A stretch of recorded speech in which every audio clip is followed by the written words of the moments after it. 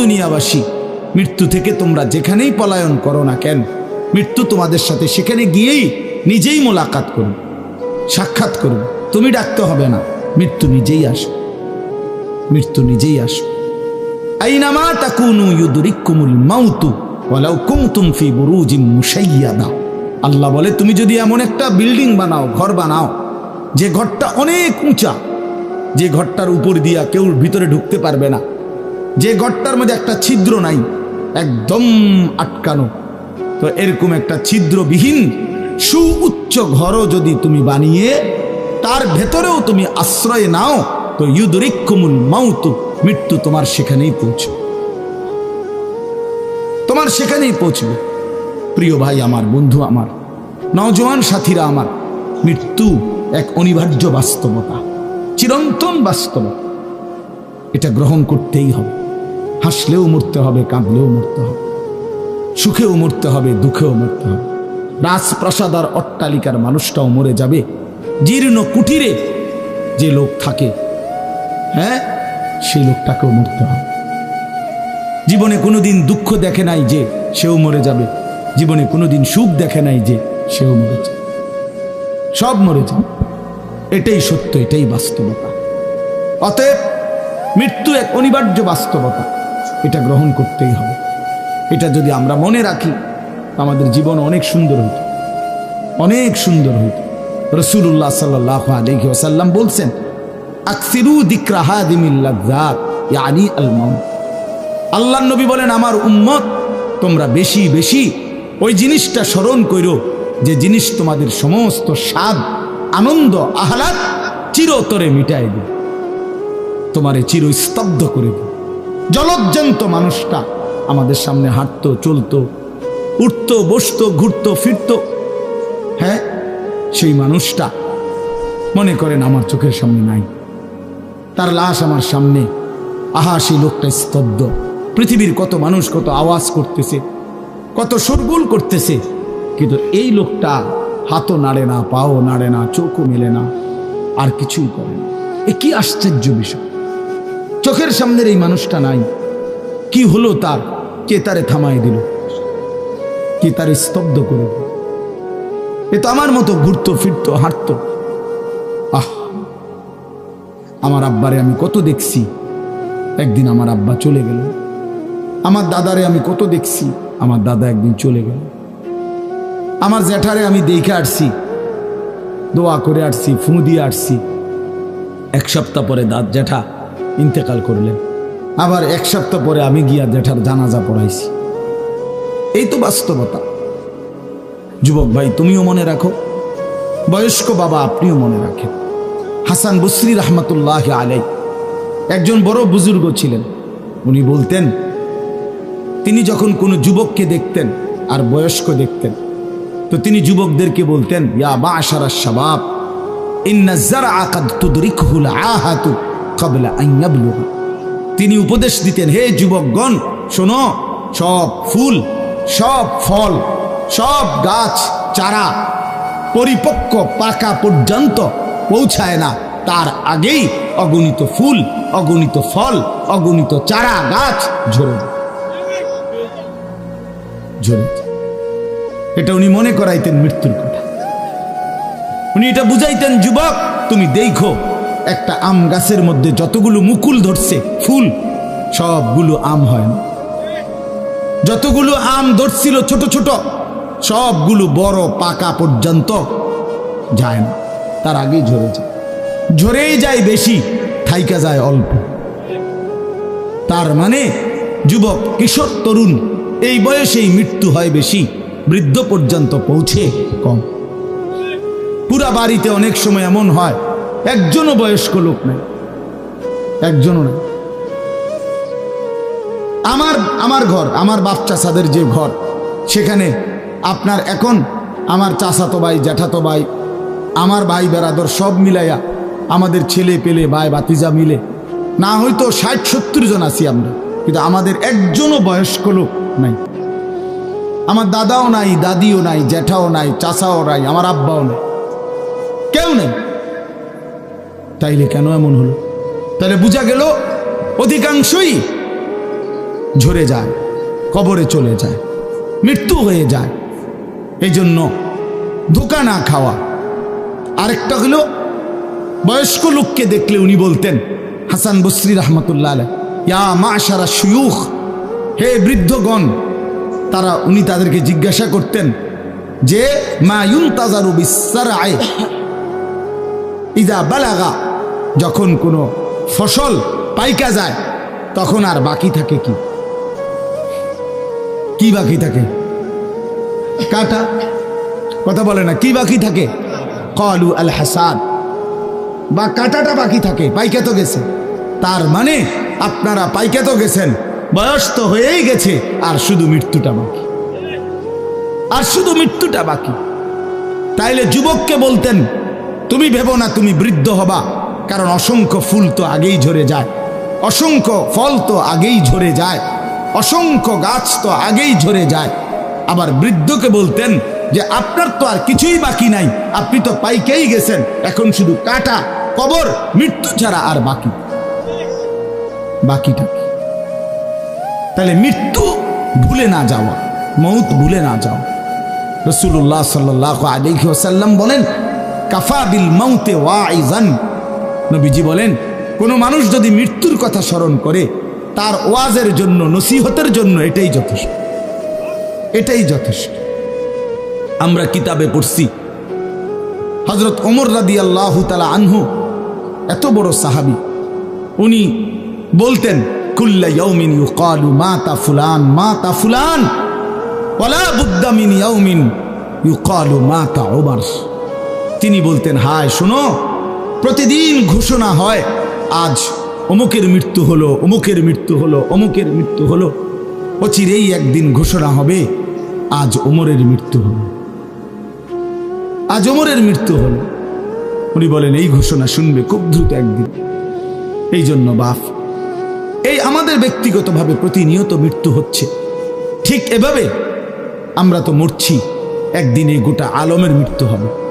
এই গোটা সৃষ্টিটাই আল্লাহ তাআলা গুটায় ফেলেন। আচ্ছা, কি আশ্চর্য কথা, এটা কি অবাক করা।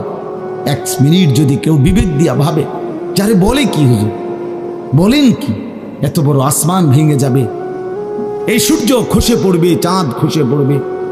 আল্লাহ তাআলা বলছে, ইযা সামাউন ফাতারাত, আসমান ভেঙে যাবে, ওয়া ইদাল কাওয়াকিবুন তাসারাত, তারকারাজি খসে খসে পড়বে, ইযা শামসু কুব্বিরাত ওয়া ইদাল কাওয়াকিবুন তাসারাত। আল্লাহ তাআলা বলছেন, সূর্যটা গুটায় ফেলা হবে, পাহাড়গুলো বালির মতো, তুলার মতো উঠতে থাকবে। ইদা রাজ্জাতিল আরদু রাজ্জা, এই জমিনের মাটিগুলো রেজা রেজা, পাউডার পাউডার হয়ে যাবে। ওয়া ইদাল বিহারু ফুজ্জিরাত, সমুদ্র, খাল, বিল, নদীর পানিগুলো সব টকবগে উতরাইয়া গরম হইয়া বাষ্পের মতো উড়ে যাবে। না কোথাও পানি থাকবে, না কোথাও গাছ থাকবে, না আসমান থাকবে, না জমিন থাকবে, কিছুই না। আচ্ছা, এটা কেমন কথা, এটা কেমন আশ্চর্য বিষয়। এই গোটা আলমের মৃত্যু হবে। আল্লাহ তাআলা কোরআনুল কারীমে বিশ্বাস করেন, অসংখ্যবার এই কথা এটা বলছে, এটা হবেই হবে। ইদা ওয়াকাতিল ওয়াকিআ, আল্লাহ বলেন এই ঘটনাটা ঘটবে। লাইসা লিওয়াকাতিহা কাযিবা, এই ঘটনা মিথ্যা মনে করার মতো কেহ নাই। যেদিন ঘটে যাবে তখন আর কারো কোনো মিথ্যাবাদী আর থাকবে না, অর্থাৎ কেউ আর অস্বীকার করার সুযোগ হবে না। চোখের সামনে দিন, চোখের সামনে দিন। কোরআন শরীফে একটা সূরা আছে, সূরা হজ। ওই যে আমরা হজ করি না, এই হজ সূরাটার নাম। এই সূরার শুরুতে আল্লাহ তাআলা এই পৃথিবী ধ্বংসের, কিয়ামতের একটা সাংঘাতিক বর্ণনা দিয়েছেন। ওইখানে আছে, আল্লাহ বলেন, ইয়া আইয়ুহান নাসু তাকু রাব্বাকুম, হে মানুষ তোমরা আল্লাহকে ভয় করো। আর শুনো, ইন্না জালজালাতাস সাআতি শাইউন আযীম, নিশ্চয়ই কিয়ামতের ভূমিকম্প, জালজালা, এই যে বললাম জিলজাল এবং জালজালা অর্থ ভূমিকম্প। আল্লাহ বলেন কিয়ামতের ভূমিকম্প, ইসরাফিল যখন ফু দিবে, আমার এই পৃথিবী যখন ভাঙতে শুরু করবে, এই সৃষ্টি জগৎ পুরাটা যখন আমি আল্লাহ গুটায় ফেলবো, ওয়াস সামাওয়াতু মাতবিয়াতুম বিয়ামিনি, আল্লাহ বলেন 7 আসমান আমি আল্লাহ তাআলার হাতের মধ্যে গুটায় ফেলবো, গুটায় ফেলবো। তুমি জানো না আমার ক্ষমতা। কুল্লু মান আলাইহা ফান ওয়া ইয়াবকা ওয়াজহু রাব্বিক, সব শেষ করে দেব আমি, শুধু আমি আল্লাহই থাকব, শুধু আমি আল্লাহই থাকব। তো আল্লাহ তাআলা বলেন এই ইসরাফিল ফু দিলেই, শুরু করলেই জমিনে ভূমিকম্প শুরু হবে। ইন্না জালজালাতাস সাআতি শাইউন আযীম, আল্লাহ বলেন নিশ্চয়ই এই কিয়ামতের ভূমিকম্প এটা শাইউন আযীম, বড়ই ভয়ানক, বড়ই মারাত্মক। কারণ দুনিয়ার ভূমিকম্প 1 নাম্বার হলো বর্তমানের ভূমিকম্প কখনো 30 সেকেন্ড, কখনো 40 সেকেন্ড, কখনো 47 সেকেন্ড, 50 সেকেন্ড, এই সেকেন্ড সেকেন্ড মিনিট 47 মিনিট নিয়ে ভূমিকম্প হয়। কথা কর না কেন? 30 মিনিট ভূমিকম্প হয়। 30 মিনিট ভূমিকম্প হইলে আমাদের 14 গোষ্ঠী থাকবে নাকি? 30 সেকেন্ড 40 সেকেন্ড হয় ভূমিকম্প। এইটুকুতে একে তো সময় সামান্য, দ্বিতীয়ত হলো একসাথে গোটা পৃথিবীতে হয় না, এদিকে হলে ওইদিকে হয় না এরকম। কিন্তু আল্লাহ তাআলা বলেন ইসরাফিল ফু দিলে যে ভূমিকম্পটা হবে, সেই ভূমিকম্পটা গোটা পৃথিবী একসাথে নাড়ায় দেবে, একসাথে নিয়ে 47 সেকেন্ড না, কতক্ষণ সেটা আল্লাহই জানে। তখন অবস্থা কি হবে? মানুষের আতঙ্ক, এই ভূমিকম্পে আতঙ্ক। হ্যাঁ, আমি একবার চাঁদপুর মাহফিলে ছিলাম, রাত্রে ঘুমাইছি মসজিদের রুমে, ইমাম সাহেবের রুমে। এই সময় ভূমিকম্প আইছে, দরজা খুলে দিছি দৌড়, মসজিদের মাঠে আইছি দাঁড়াইয়া, চাই যে পুরা গ্রামের মানুষ সব আইসা বলছে হই হুল্লোড় চিৎকার, হায় হায়। অথচ সবাই চিৎকার দিতে দিতেই ভূমিকম্প শেষ। ভূমিকম্প হয়েছেই তো অল্প একটু, কিন্তু এটুকুর আতঙ্কেই যা হুজুর পাবলিক বরাবর। কিসের হুজুর আর কিসের পাবলিক, বক্তা শ্রোতা সমান।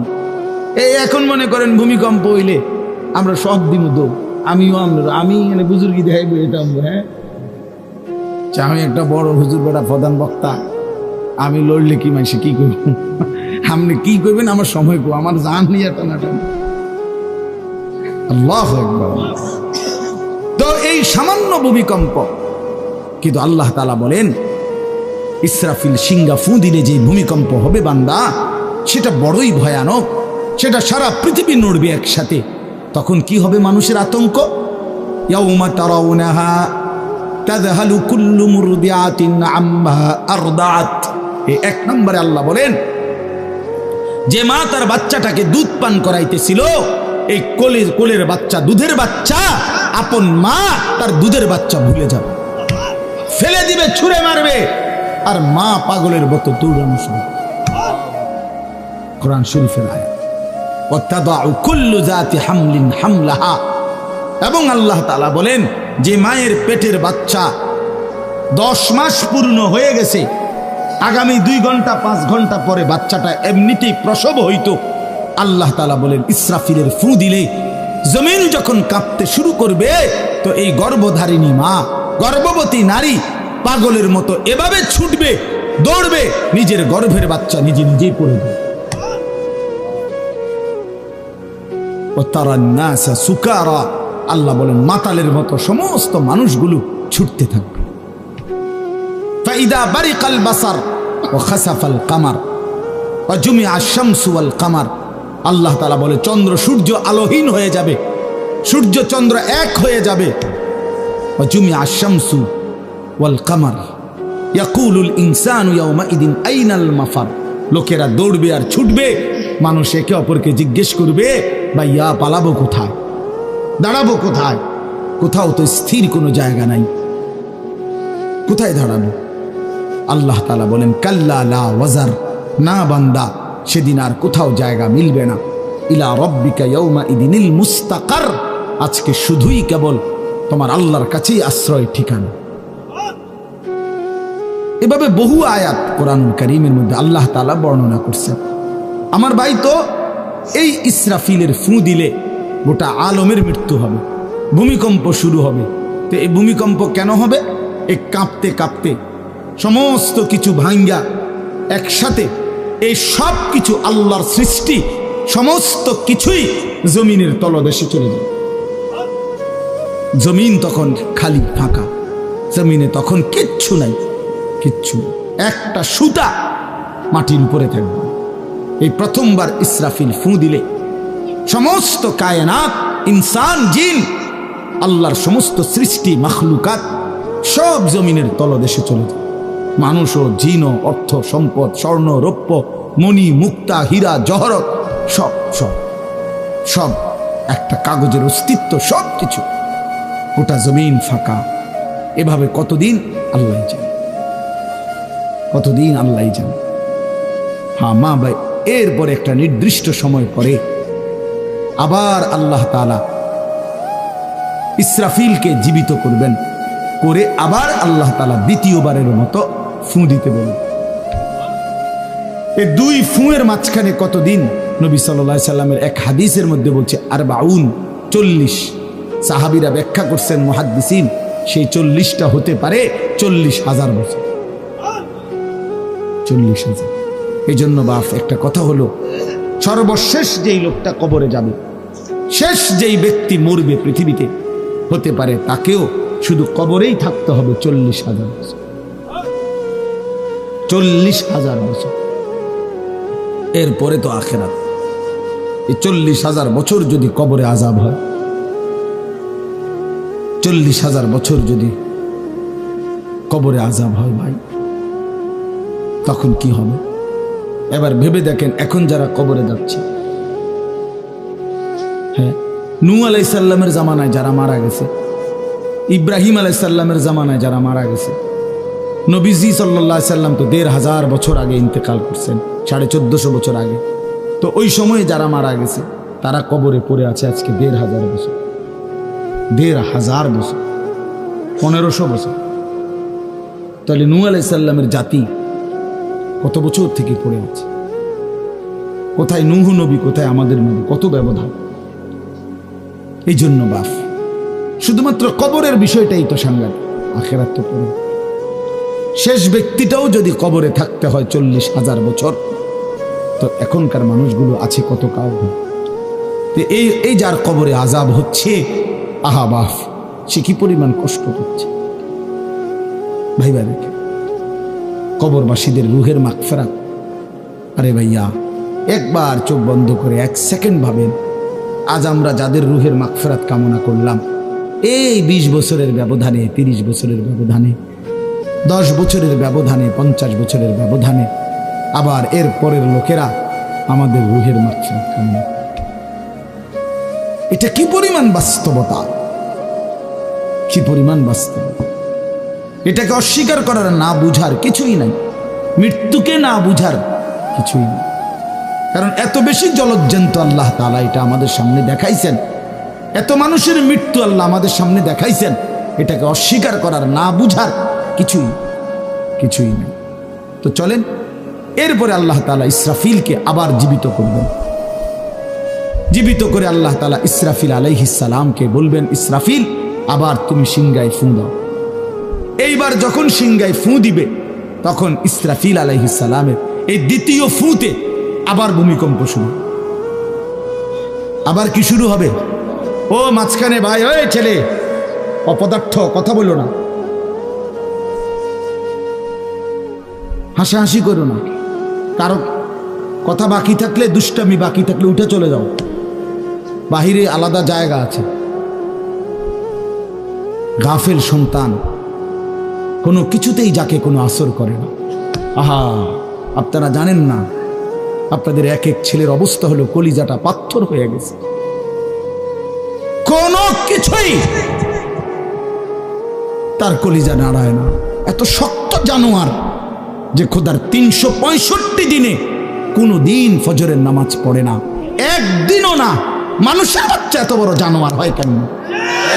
আরে তুই কোন মানুষের বাচ্চা? তুই কোন মার দুধ খাইলি? নাফরমান, কেমনে মানুষ হইল? এটা কি ধরনের মানুষ? একদিনও নামাজ পড়ে? ছি ছি ছি ছি ছি ছি, মুসলমানের বাচ্চা এত বড় জানোয়ার হয় কেন?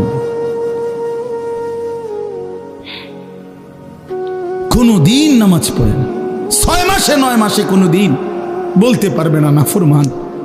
কোনদিন 5 ওয়াক্ত নামাজ পড়ছে কিনা। হায় হায়, এত বড় অসভ্য। মায়ের সন্তান হয় কেন? বাবার সন্তান হয় কেন?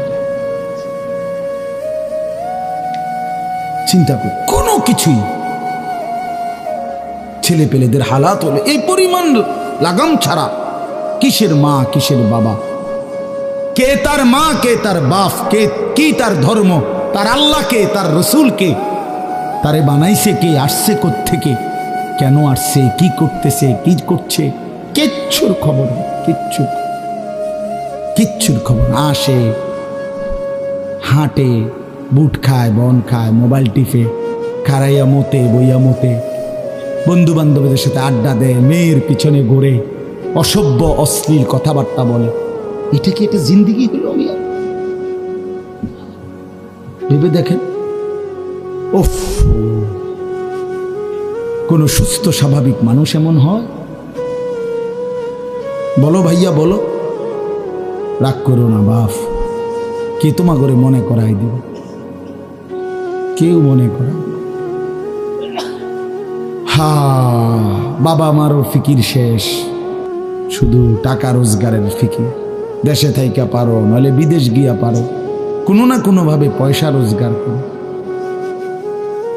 টাকা রোজগার করলে মা বাপ খুশি, টাকা রোজগার না করলে না অখুশি। খালাস। এরপরে ইমান আছে কিনা, ইসলাম আছে কিনা, নামাজ আছে কিনা, কোরআন আছে কিনা, আল্লাহ চিনে কিনা, হালাল হারাম কিনা, জায়েজ না জায়েজ না, এত কিছু আমাদের। ফুতেরে জিগায়ও না যে ফুত কামাই যে করতেছ, কি হালাল কামাই করো না হারাম না, এত কিছুর দরকার কি? টাকা দিতেছে, খাইতেছে, ঘুমাইতেছে, বিল্ডিং করতে আসে, জমি কিনতে আসে, আপেল মালটা খাইতেছে। এক ছেলে আমারে নিজে বলছে, আমি সবার ব্যাপারে বলি না, এক ছেলে আমারে নিজে বলছে, হুজুর আমি একটা দেশের নাম বলছে, যেই দেশে আমার কর্মটা ছিল, চলে আসছে ওই দেশ থেকে। আমার বলছে, হুজুর আমার কর্মটা হলো এই, মদের বার, মদের হোটেলে নারী পুরুষ উলঙ্গ জিনাবে বিচার করে, আমার দায়িত্ব শুধু পাশে দাঁড়িয়ে মদের বোতল নিয়ে দাঁড়ায় থাকা, যতবার তারা চায় অতবার তাদেরকে মদ গ্লাসে ঢেলে দেওয়া, তাদের হাতে তুলে দেওয়া। এর বিনিময়ে আমার মাসে বেতন 2 লাখ টাকা। মুসলমান, মুসলমান, মুসলমানের সন্তান, বাংলাদেশের সন্তান। তো এই টাকা যখন বাবা খাচ্ছেন, বিল্ডিং করতেছে, কোনো টেনশন নাই। আমি আবারও বলছি, আমি সবার জন্য বলি না, ওই বলছে দেখে অট্টা কইছি, কথা বুঝছেন না? আমি তো নাম ঠিকানা বলি না। এই জন্য আমার বাপ, ডাক দিয়েন না, ডাক দিয়েন না, একজনও ডাক দিয়েন না, অসভ্যরে ডাক দিয়েন না। হ্যাঁ হ্যাঁ, ডাক দিবেন কেন? হাইওয়ানকে ডাক দিবেন কেন? শুনেন, আপনারাই শুনেন, এত এত মানুষ শুনতে হবে না, কোনো অসুবিধা নেই,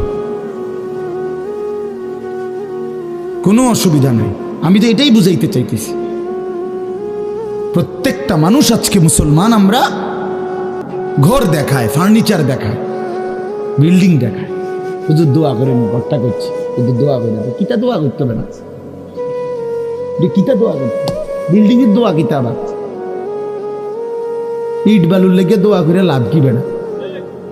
হুজুর মোটরসাইকেল কিনছি, শুধু দোয়া করে দেন, কিতা দোয়া করতে, কি মোটরসাইকেলের দোয়া কিতা? আবার আজীব লাগে না? বাস্তব এগুলো ছাদ ডালাই দিই আজকে, শুধু দোয়া করে, ছাদ ডালাই দোয়া। ওটা ছাদ ডালাই করে, ওটার ফুতে মোবাইলে অশ্লীল উলঙ্গ ছবি দেয়। ওটার সন্তান উনি দাঁড়াইয়া রয়েছে মিস্ত্রিগো সামনে, ওনার গাম বাইয়া বাইয়া পড়তেছে ছাদ ডালাইয়ের দিন, আর অসভ্য জানোয়ার সন্তান বন্ধুদের সাথে উলঙ্গ ছবি দেখতেছে। ওই জানোয়ারের জন্য উনি ছাদ ডালাই। ওই হাইওয়ানের জন্য উনি ঘর করে দিয়ে বলতেছে, উনি কবরে জায়গা ঘর করে দিয়ে গেছে, এর জন্য ঘর করলেন?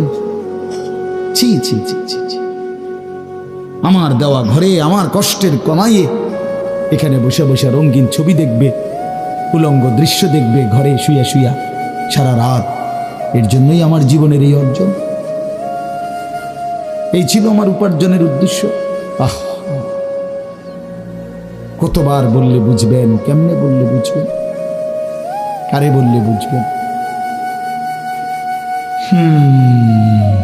আল্লাহ মাফ করে দেন। চলেন বাপ, তো বলতেছিলাম আল্লাহ তাআলা ইসরাফিল আলাইহিস সালামকে বলবেন আবার ফু দাও। তো তিনি দ্বিতীয়বারের মতো ফু দিলে জমিন আবার ভূমিকম্প শুরু হবে। এই ভূমিকম্পে জমিন কাঁপতে কাঁপতে এইবার জমিনের তলদেশে ওই প্রথমবার ফু দেওয়াতে ভূমিকম্প কাঁপতে কাঁপতে সব উপরে যা ছিল সব নিচে চলে গেছে। মনে আসেনি? এটা কইছি। তাহলে উপরটা কি? ফাঁকা। এইবার নিচে যা ছিল সব উপরে চলে আসবে। এই আসলেই এটা হাসরের মাঠ। সমস্ত নিচের জিনিস যা কিছু, একেবারে মানুষ, গরু, ছাগল, হাঁস, মুরগা, জিন, ইনসান, গদ, দুয়ার, বাজার, ব্যবসা, দোকান, টাকা, হীরা, জহরত, মণি, মুক্তা, টাকা পয়সা, অর্থবিত্ত, সব সোজা কথা জমিনের তলদেশের সব কিছু জমিনের উপরে উঠে আসবে। এই উঠে আসলেই এটা হাসরের মাঠ। এইটা, এই হাসরের মাঠ কোনটা জানেন? এই যেখানে বসে আছেন এখন, এটাই হাসরের মাঠ। এই জমিনের উপরেই হাসরের মাঠ। বাকি শুধু আল্লাহ কোরআন বলছে ইদাল আরদু মুদ্দাত, আমি আল্লাহ জমিনটাকে টেনে আরো লম্বা করে দেব, আরো বড় করে দেবো আর কি, প্রশস্ত করে দেবো। কারণ ওই যে পিসের মানুষ খারাপ লাগবে না? মানুষ তো দাঁড়াই বসেই আদম আলাইহিস সালাম থেকে নিয়া, তো মানুষ বেশি না? মানুষ, গরু, ছাগল, হাঁস, মুরগা, জিন, ভূত সব খারাপ না? সব দাঁড়াবে তো। এই জন্য আল্লাহ তাআলা বলেন জমিন আমি প্রশস্ত টেনে দিব, লম্বা করে দিব, এতটুকু। বাকি এটাই হাসরের মাঠ, এটাই হাসরের মাঠ। এই কথাটাই এখানে আল্লাহ তাআলা উল্লেখ করছেন। ইদা জুলজিলাতিল আরদু জিলজালাহা, যখন দ্বিতীয়বারের মতো ইসরাফিলের ফু দিলে জমিনের ভূমিকম্প শুরু হবে। ওয়া আখরাজাতিল আরদু আসকালাহা, আল্লাহ তাআলা বলেন তখন জমিন তার তলদেশে যা ছিল সমস্ত জমিনের তলদেশে, এগুলো এতদিন জমিনের বোঝা ছিল, বোঝা মানে মাটির নিচে, এগুলো সে মনে যেন ফোজা কান্দে লইছে।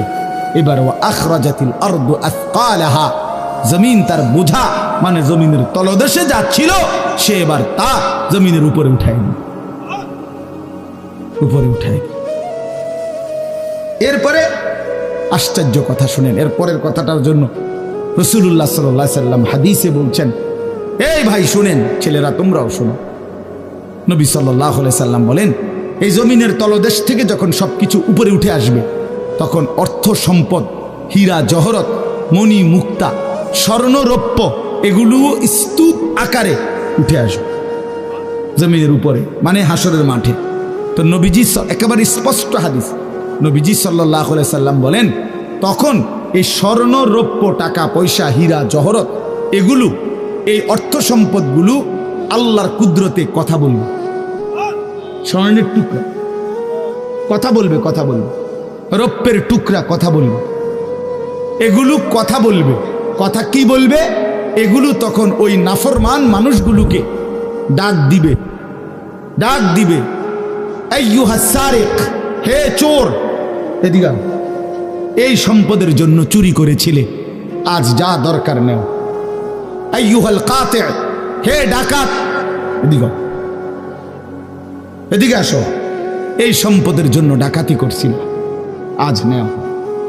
হে আত্মীয়তার, আইয়ুহাল কাত, আইয়ুহাল কাতি, আত্মীয়তার সম্পর্ক ছিন্নকারী ব্যক্তি, আসো। এই জন্য ভাইয়ের সাথে যুদ্ধ করছো, বোনের সম্পদ নষ্ট করছো, চাচারে সম্পত্তি দাও নাই, এই জন্য, এই দুনিয়ার জন্য নেও, এখন না, এখন যা লাগে নেও। এইভাবে প্রত্যেক নাফরমান পাপীকে, হে হারামখোর, সুদ করে দিগা, এখানে টাকা যা লাগে নে, নে বাটপার, এখান থেকে টাকা নেই। কি পরিমাণ টাকা দরকার ছিল নেই।